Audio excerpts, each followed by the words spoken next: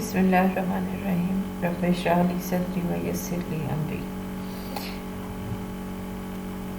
بچوں، آج ہم آگے بڑھتے ہوئے مختلف واقعات اور غزوات، جو 2-3 غزوات ہیں جس میں غزوہ موتا، جنگ حنین اور غزوہ تبوک، یہ آپ کو ایگزامینیشن اگر پوائنٹ آف ویو سے دیکھیں تو اس میں سے شارٹ کویسچنز آپ کو تیار کرنے ہیں۔ خیبر کی فتح کے بعد جو اہم واقعہ ہے وہ حضور صلی اللہ علیہ وآلہ وسلم کا مختلف فرما روایان عجم کو خط لکھنا، دعوتی خطوط تھے یہ، اور عرب کے شیخوں کے نام بھی لکھے۔ ہرقل قیصر روم کے نام آپ نے خط لکھا جس میں اس کو دعوت اسلام دی، اور اس کے علاوہ ایران کے کسریٰ کے نام لکھا، خسرو پرویز کے، جس نے آپ کا نام مبارک پھاڑ ڈالا اور متکبرانہ انداز میں کہا کہ میرا غلام ہو کر مجھے یوں لکھتا ہے۔ اس کے ساتھ ہی اس نے بازان گورنر یمن کو لکھا کہ عرب کے اس مدعی نبوت کو گرفتار کر کے میرے پاس لاؤ، لیکن اس سے پہلے ہی اس کا اپنے بیٹے کے ہاتھوں قتل ہو گیا۔ پھر نجاشی شاہ حبشہ کو بھی آپ نے دعوت اسلام دی، اور جس نے اسلام قبول کیا۔ پھر حارث رئیس غسان تھا، پھر شاہ مصر کو آپ نے دعوت اسلام دی۔ 8 ہجری 629 عیسوی کو غزوہ موتا ہوا۔ اس کے اگر اسباب کا مختصراً جائزہ لیں تو جیسا کہ ہم نے پیچھے بھی پڑھا کہ عرب کے دونوں اطراف میں روم اور ایران کی عظیم سلطنتیں تھیں، یہ دونوں سلطنتیں آپس میں ٹکراتی رہتی ہیں۔ جزیرہ عرب ان دونوں کے درمیان تھا۔ دونوں حکومتیں اس کے سرحدی علاقوں پر اپنا اپنا اثر و رسوخ جما کر مطمئن تھیں۔ انہیں اس چیز کا گمان بھی نہ تھا کہ سرزمین عرب میں بسنے والے قبائل کبھی متحد ہو کر ایک امت بھی بن سکتے ہیں۔ لیکن اسلام کے پھیلنے کے بعد ایک دوسرے سے دست و گریبان قبائل جب اخوت کے رشتے میں آ گئے تو دونوں حکومتوں نے اس کو ناپسند کیا۔ ایرانی عرب کو اپنی ملکیت سمجھتے تھے، اس لیے کسریٰ نے حضرت صلی اللہ علیہ وسلم کو اپنا باغی قرار دیا، اور شام کی عیسائی حکومت نے اس نئی ابھرنے والی قوت کو تشویش سے دیکھا۔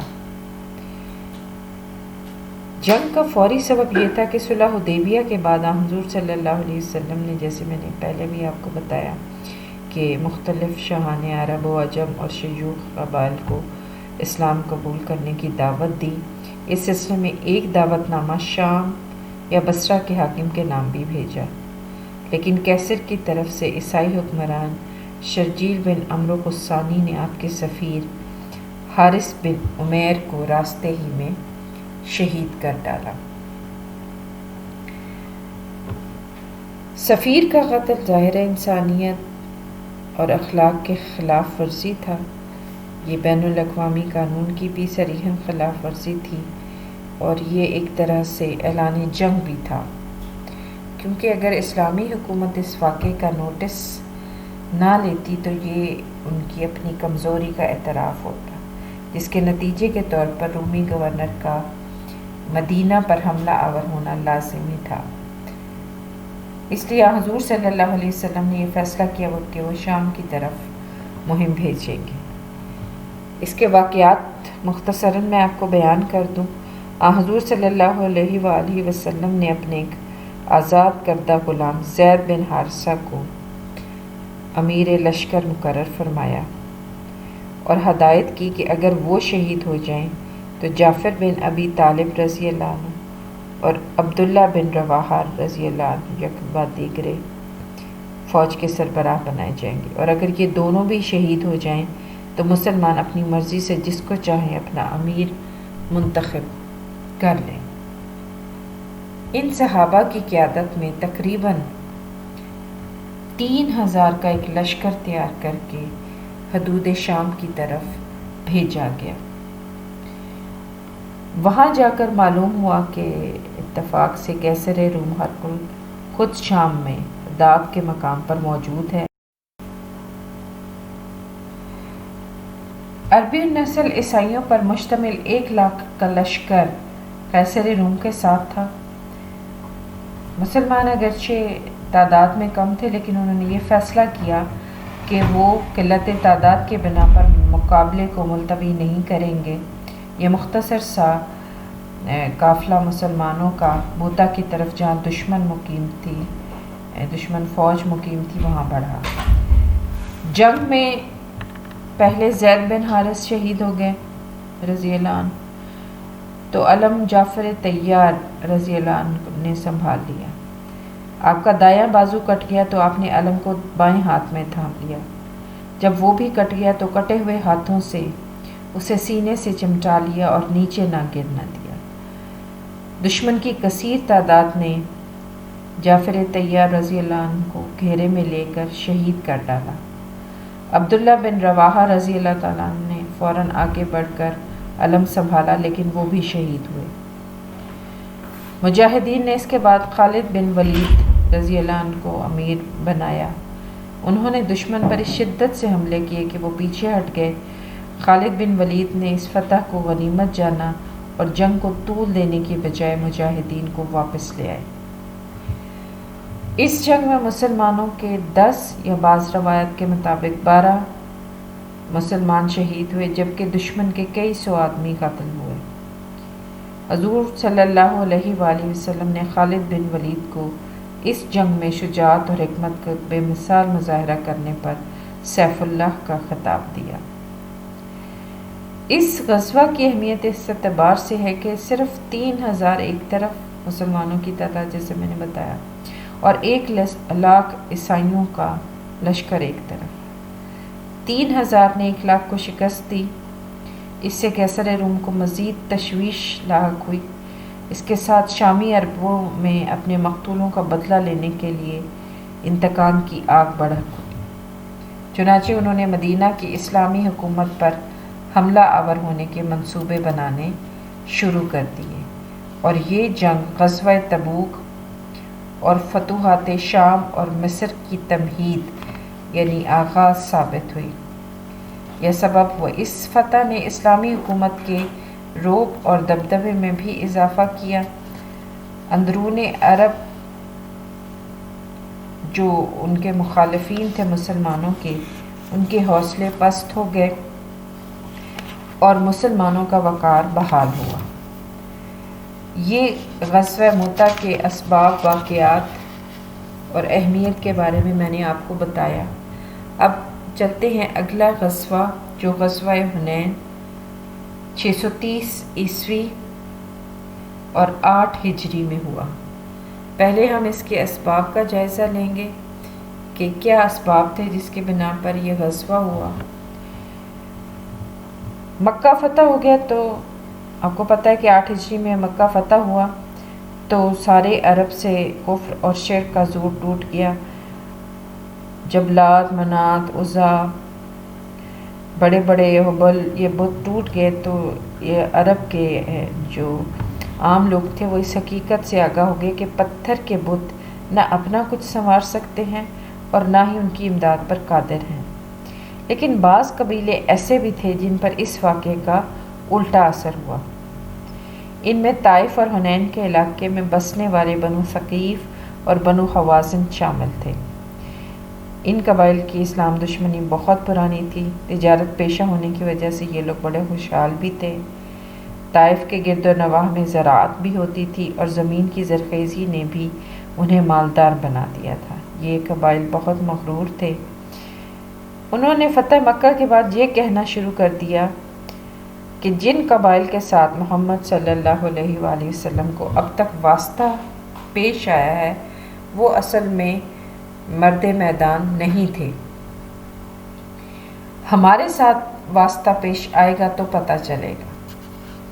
بنو حوازن کا نو عمر سردار مالک بن عوف اپنی جوانی کے نشے میں اسلام کے خلاف منصوبے بنانے لگ گیا۔ حضور صلی اللہ علیہ وسلم کو جب بنو حوازن اور بنو ثقیف کی ان کارروائیوں کا علم ہوا تو آپ نے ایک صحابی کو بھیج کر صورتحال کی تحقیق کروائی۔ تحقیق کرنے پر معلوم ہوا کہ واقعی یہ مشرکین حملہ آور ہونے کے لیے تیاریوں میں مصروف ہیں۔ چنانچہ حضور صلی اللہ علیہ وسلم نے حنین کی طرف بڑھنے کا حکم صادر فرمایا۔ اس غزوہ کو غزوہ اوتاس بھی کہا جاتا ہے۔ 12,000 نفوس پر مشتمل یہ لشکر، جس میں 2,000 قریش مکہ بھی شامل تھے، حنین کی طرف روانہ ہوا۔ بنو حوازن نے مسلمانوں کو پہنچنے سے پہلے ہی راستے میں اپنے آدمی کمین گاہوں میں چھپا رکھے تھے۔ جو ہی یہ لشکر اسلام وادی میں داخل ہوا، انہوں نے اپنی کمین گاہوں سے نکل کر حملہ کر دیا۔ اسلامی لشکر کی ترتیب قائم نہ رہ سکی۔ حضور صلی اللہ علیہ وسلم نے جب لشکر اسلام کو منتشر ہوتے دیکھا تو اللہ اکبر کا نعرہ بلند کیا اور فرمایا، انا النبی لا کذب، میں نبی ہوں اور جھوٹا نہیں ہوں۔ انا ابن عبد المطلب، میں عبد المطلب کا بیٹا ہوں۔ جب مسلمانوں نے اللہ کے رسول کو اپنی جگہ کھڑا پایا تو وہ بھی واپس لوٹنے لگے۔ آپ صلی اللہ علیہ وسلم کے چچا حضرت عباس رضی اللہ عنہ نے انصار اور مہاجرین کو پکارا اور دیکھتے ہی دیکھتے جنگ کا پاسا پلٹ گیا۔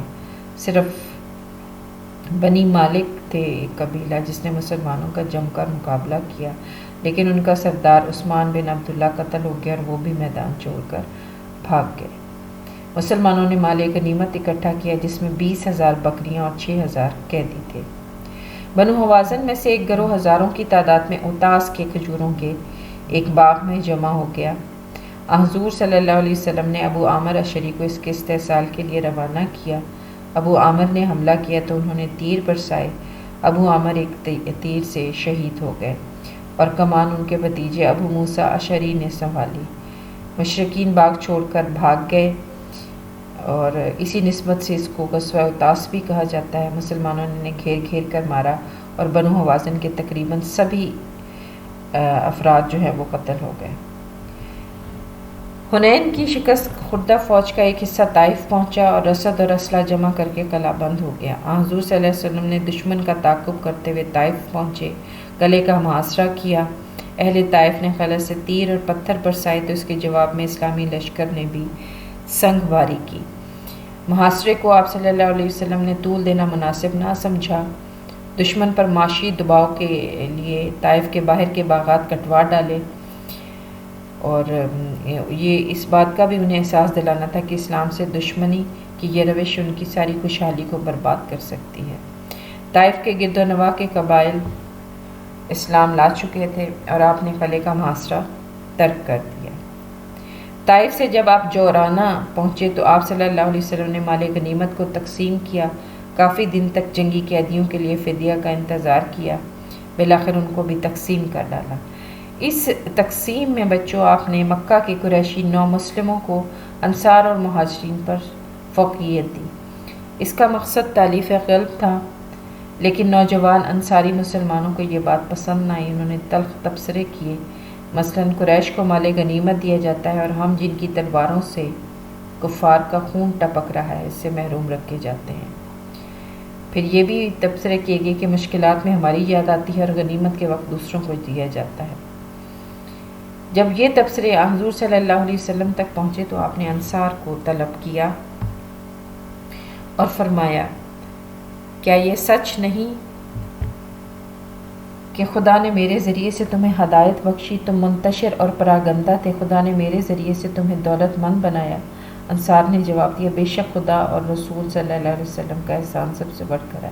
آپ نے فرمایا صلی اللہ علیہ وسلم نے، نہیں، تم یہ جواب دو کہ محمد صلی اللہ علیہ وسلم، جس وقت لوگوں نے تجھے جھٹلایا ہم نے تیری تصدیق کی، جب لوگوں نے آپ کو چھوڑ دیا ہم نے آپ کو پناہ دی، تو اپنے یہاں سے مفلس آیا تھا، ہم نے آپ کی ہر طرح مدد کی۔ آپ یہ کہتے جاؤ اور میں کہتا جاؤں گا، ہاں تم سچ کہتے ہو، لیکن کیا تمہیں یہ پسند نہیں کہ لوگ اونٹ اور بکریاں لے کر گھر جائیں اور تم محمد صلی اللہ علیہ وسلم کو لے کر اپنے گھر جاؤ؟ اس پر انصار نے بآواز بلند کہا کہ ہمیں صرف محمد صلی اللہ علیہ وسلم درکار ہیں۔ بہت سے انصار صحابہ اس خطبہ پر تھاڑے مار مار کر روئے اور انہوں نے جوانوں کے تبصروں کے لیے معذرت کی۔ آپ صلی اللہ علیہ وسلم نے بھی انصار کو سمجھایا کہ مکہ والوں کو مال غنیمت حق کی بنیاد پر نہیں فتح مکہ اور غزوہ حنین کے بعد جب بڑے بڑے بتوں لات منات عزا حبل ان کا طلسم ٹوٹ گیا اور تم لوگوں نے دیکھ لیا عرب کے لوگوں نے کہ یہ کسی کا نہ کچھ بگاڑ سکتے ہیں اور اسلام کی عظمت سب پر عیاں ہو گئی، اسلام تیزی سے پھیلنے لگا عرب کے قبائل میں اور پورا صاف نظر آ رہا تھا کہ اسلام پورے عرب میں پھیل جائے گا اور ایک منظم قوت کے طور پر۔ تو ہرقل شاہ قسطنطنیہ کو بڑی تشویش تھی اس نئی ابھرتی ہوئی قوت سے، اس لیے وہ ادھر سے کسی بھی وقت حملے کی توقع کی جا سکتی تھی۔ غزوہ موتا کے بعد تو اس کشیدگی میں اضافہ ہو گیا۔ پھر 9 ہجری 630 عیسوی میں مدینہ میں ایک قافلہ شام کی طرف سے آیا اور اس نے اطلاع دی کہ شام میں اسلامی ریاست پر حملہ آور ہونے کے لیے ایک بہت بڑی فوج جمع کی جا رہی ہے، اور ہرقل نے 40,000 کا ایک لشکر اس مقصد کے لیے روم سے بھی روانہ کیا ہے۔ چونکہ اس طرح کا حملہ متوقع تھا، اس لیے حضور صلی اللہ علیہ وسلم نے فیصلہ فرمایا کہ رومیوں کا مقابلہ حدود عرب سے باہر ہی کیا جائے۔ حضور نے تمام مسلمانوں کو جہاد کی تیاری کا حکم دیا۔ مدینہ میں صورتحال یہ تھی کہ پچھلے سال فصل کمزور ہوئی تھی اور اب جو موجودہ فصل تھی وہ پکی ہوئی تھی اور اسے سنبھالنے کا مرحلہ تھا۔ مقابلہ بھی روم کی عظیم سلطنت سے تھا، موسم سخت تھا، اکثر صحابہ کو سواری بھی میسر نہ تھی، یعنی اللہ کی طرف سے یہ ایک سخت آزمائش کی گھڑی تھی۔ اس موقع پر منافقین نے مسلمانوں میں بددلی پھیلانے کی کوشش کی۔ وہ ایک یہودی کے مکان میں جمع ہوتے تھے، مہم کو ناکام بنانے کے لیے سازشیں کرتے تھے۔ اللہ اور کے رسول صلی اللہ علیہ وسلم کو اس کی خبر ہوگی، اس مکان کو جلا کر تباہ کر دیا گیا۔ اس کے بعد منافقین نے ایک مسجد بنائی جس میں مسلمانوں کو نماز کی دعوت دی جاتی تھی اور ہر نماز کے بعد انہیں ورگلانے کی کوشش کی جاتی تھی۔ منافقین نے حضور صلی اللہ علیہ وسلم سے بھی اس مسجد میں ایک مرتبہ نماز پڑھانے کی درخواست کی، لیکن آپ نے مہم کے اختتام تک اسے ٹال دیا۔ مومنین نے اس نازک مرحلے پر بڑی عزم و ہمت کا مظاہرہ کیا۔ مجاہدین کے پاس لڑنے کے لیے ہتھیار نہ تھے، سواری کے لیے جانور نہیں تھے۔ جناب عثمان غنی رضی اللہ تعالیٰ عنہ نے 900 اونٹ، 100 گھوڑے اور 1000 دینار دیے۔ عمر فاروق رضی اللہ تعالیٰ عنہ نے اپنے گھر کا نصف اثاثہ دیا۔ حضرت صدیق اکبر نے اپنے گھر کا سب کچھ لا کر خدمت اقدس میں پیش کر دیا، اور جب پوچھا تو کہا کہ گھر میں صرف اللہ اور اس کے رسول کا نام چھوڑا ہے۔ ایک انصاری صحابی نے تمام رات مزدوری کی، 4 سیر چھہارے کمائے، ان سے 2 سیر جہاد فنڈ میں دے دیے۔ حضور صلی اللہ علیہ وسلم نے ان چھہاروں کو تمام جمع شدہ مال پر بکھیرنے کا حکم دے کر ان صحابی کی قدر افزائی کی۔ تقریباً 30,000 کا جیش الاسرہ یعنی غربت کا لشکر تیار ہوا۔ اس کو غزوہ اسرت بھی کہا جاتا ہے۔ عبداللہ بن ابی رئیس المنافقین بھی ساتھ گیا، لیکن تھوڑی دور چلنے کے بعد واپس لوٹ آیا ساتھیوں سمیت۔ اس لشکر کی حالت یہ تھی کہ اوسطاً 18 افراد کے لیے ایک سواری تھی۔ رسد اس حد تک کم تھی کہ بہت سی جگہوں پر درختوں کے پتے کھانے پڑے۔ اس کے باوجود یہ خدائی لشکر روم کی عظیم سلطنت کے خلاف جنگ کے لیے جا رہا تھا۔ جب آپ صلی اللہ علیہ وسلم تبوک پہنچ کر 20 روز تک دشمن کے منتظر رہے، لیکن کوئی مقابلہ نہ ہوا۔ اس قیام کے دوران ایلا کے عیسائی سردار یوحنا نے اطاعت قبول کی، جزیہ دینے پر آمادگی ظاہر کی۔ بعض اور عیسائی سردار بھی خدمت میں آئے، جزیہ دینے کے وعدے پر انہیں امان دی گئی۔ دومت الجندل کا حاکم عقیدر، جسے خالد بن ولید نے گرفتار کر لیا تھا، بعد میں اطاعت قبول کر لینے کے وعدے پر رہا کر دیا تھا۔ حضور صلی اللہ علیہ وسلم کی واپسی کے بعد مدینہ حاضر ہوا اور صلح نامہ لکھا۔ حضور صلی اللہ علیہ وسلم نے 20 دن تک سرحد پر قیام کیا۔ اس قیام سے اہل شام کے حوصلے پست ہو گئے اور انہوں نے آپ صلی اللہ علیہ وسلم کی زندگی میں اسلامی ریاست پر حملے کا ارادہ ترک کر دیا۔ یہ غزوہ اپنی اہمیت اور اثرات کے باعث بہت اہم ہے۔ اثرات کے حوالے سب سے پہلی بات تو یہ کہ موسم کی شدید معاشی بحران کے باوجود جب حضور نے رومی حکمران کا مقابلہ عرب سرحد سے باہر جا کر کرنے کا فیصلہ کیا، اس سے اہل عرب بہت مرعوب ہوئے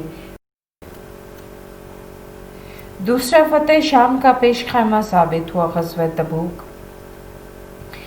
بعد میں یہی کشیدگی مصر اور شام کی فتح کا باعث بنی۔ پھر اس مہم میں حضرت خالد بن ولید نے نبی صلی اللہ علیہ وسلم کی ہدایت پر دومت الجندل پر چھاپہ مار کر وہاں کے حکمران عقیدر کو گرفتار کیا تھا۔ واپسی جب مدینہ ہوئی تو عقیدر خود مدینہ حاضر ہوا اور معاہدہ کر کے واپس لوٹا۔ اس نے جزیہ کی ادائیگی کا وعدہ کیا۔ دومت الجندل جو شام، عراق اور حجاز کو جانے والی شاہراہوں کے سنگم پہ ہونے کی وجہ سے اہم تھا، اسلامی حکومت کے زیر اثر آ گیا۔ منافقین کو اس جنگ نے بے نقاب کر دیا، ویسے ہی جیسے کہ اس سے پہلے منافقین بے نقاب ہوئے تھے۔ اس وقت کٹھن حالات اس غزوہ کے دوران پیش تھے، اس لیے کھرے کھوٹے کی پہچان ہوگی۔ واپسی پر اللہ تعالیٰ نے منافقین کے ساتھ سخت طرز عمل اختیار کرنے کی ہدایت کی۔ پھر منافقین نے مسلمانوں کو ورگلانے کے لیے جو مسجد بنائی تھی، مسجد ذرہ، جس کا افتتاح کے لیے وہ حضور کو آمادہ بھی کرنے کی کوشش کر رہے تھے، غزوہ تبوک کے دنوں میں یہ مسجد زبردست سازشی مرکز بن گئی تھی۔ مہم سے واپسی پر آپ صلی اللہ علیہ وسلم نے اس کے انہدام کے یعنی اس کو گرا دینے کے احکامات صادر فرمائے۔ پھر اس غزوہ سے مسلمان کی تربیت ہوئی کہ تنگی اور عسرت کی حالت میں بھی خدا کی راہ میں جہاد کرنا ہے۔ چنانچہ اللہ تعالیٰ کی طرف سے حکم نازل ہوا سورہ توبہ میں، نکلو خواہ ہلکے ہو یا بوجھل، اور اپنے اموال اور اپنی جانوں سے اللہ کی راہ میں جہاد کرو، یہ تمہارے لیے بہتر ہے اگر تم علم رکھتے ہو۔ یہ حکم اسی غزوہ کے لیے نازل ہوا۔ مخلص مسلمانوں کی سستی پر اللہ کی گرفت اور حضرت کعب بن مالک اور ان کے ساتھیوں کی استقامت اور اللہ کی طرف سے معافی کے واقعات اسی غزوہ کے موقع پر وقوع پذیر ہوئے۔ مسلمانوں کی تربیت کے لیے یہ غزوہ بہت اہم ہے۔ پھر اس کے بعد جو اسی سال بے شمار وفود مدینہ پہنچے اسلام قبول کرنے کے لیے، اس لیے اس سال کو عام الوفود یعنی وفود کا سال کہا جاتا ہے۔ جن قبائل کے وفود نے اسلام قبول کیا ان میں سے چند ایک یہ ہیں۔ یہ آپ کے شارٹ کویسچن بھی ہو سکے۔ تقریباً جو آج میں نے 3 غزوات کے بارے میں آپ کو بتایا لیکچرز میں، یہ تمام کے تمام غزوات آپ نے اپنی آبجیکٹیو اپروچ پہ رکھنے ہیں، یعنی غزوہ مؤتہ، حنین اور تبوک۔ میں آپ کو بتا رہی تھی کہ کون کون سے قبائل کے وفود نے اسلام قبول کیا۔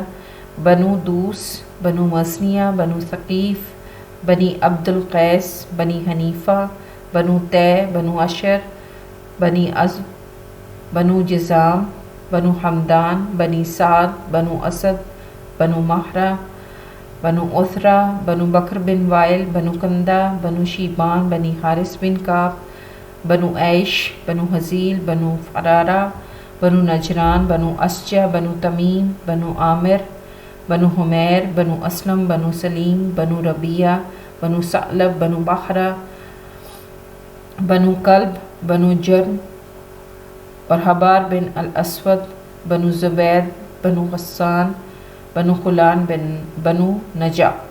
یہ وہ قبائل تھے چیدہ چیدہ جنہوں نے اس سال اسلام قبول کیا۔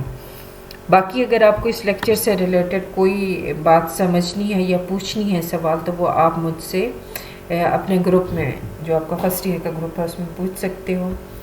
یہ سارے ٹاپکس جو ہیں وہ آپ کو میں ایک مرتبہ پھر بتا دوں کہ یہ آپ کی آبجیکٹیو اپروچ پہ ہونے چاہیے، یعنی ان ٹاپکس سے آپ کو شارٹ کویسچن ایگزامس میں آئیں گے۔ اللہ حافظ۔